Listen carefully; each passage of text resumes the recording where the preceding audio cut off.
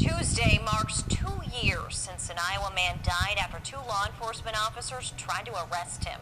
Drew Edwards died in nearly the same circumstances as George Floyd in Minneapolis, but unlike the Floyd case, no officer was ever charged. KCCI's Andrew Mullenbeck spoke with Edwards' family in this KCCI 8 News exclusive. Before we get into any of the details, we want to provide a warning. This story includes body camera video showing the struggle leading up to Drew Edwards' death. It is graphic, and it may be uncomfortable for some viewers. Almost 2 years after the death, the family says it still wants some accountability. June 15th, 2019, a Maquoketa police officer responded to a call about a fight.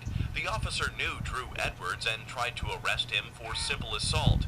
Edwards refused, and things escalated, eventually involving a Jackson County Sheriff's deputy along with the officer. The two held Edwards down and tried to use a taser to put him in handcuffs. I'm gonna do it again! I'm gonna do it again! Hand behind his back! I didn't do nothing wrong! I didn't do nothing wrong! Hands behind your back! Get your hand behind your back! Please stop! This moment was 29 minutes after the officer first approached Edwards and 12 minutes before his last breath. The officer used a taser repeatedly while Edwards struggled against him. Dave O'Brien, who is a lawyer for Edwards' family, is convinced about what he saw. Well, the actions of the officers were egregious. I watched a video of 2 police officers murder a guy. There's no other way around it. I don't think they had intent. I don't think it's first-degree murder, but certainly negligent homicide. But the officer and the deputy were not charged and were never suspended.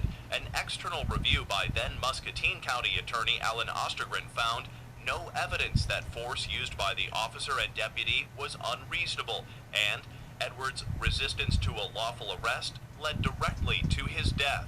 Maquoketa and Jackson County later reached a $4.5 million settlement with Edwards' family, but Edwards' sister, Tricia Steins, says the lack of charges or any accountability in light of the George Floyd case in Minneapolis adds to the pain. It's hard.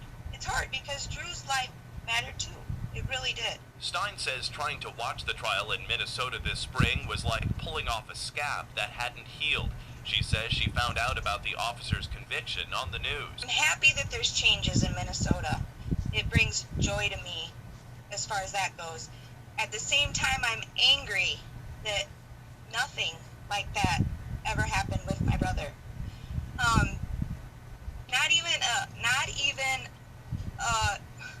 They didn't even get suspended for any time at all. You know, even pending investigation. An autopsy found Edwards died of sudden cardiac arrest during restraint while having methamphetamine in his system. Lance LaRusso has been a use of force instructor for 30 years. He contends the body camera video shows the officers acted reasonably and that the taser did not make a connection for a full effect. The officers take an extraordinary amount of time trying to calm the situation down. They know that they have dealt with this man before. They know they are concerned that any law enforcement contacts will result in an assault. They know that he is under an altered state due to drugs. Edwards' family members say they haven't watched the video, but at minimum, they would like an apology or some sympathy from police. We did talk to the Maquoketa police chief for this story. His comment was that he hopes for more training to more quickly recognize drug stressors and call for medical help.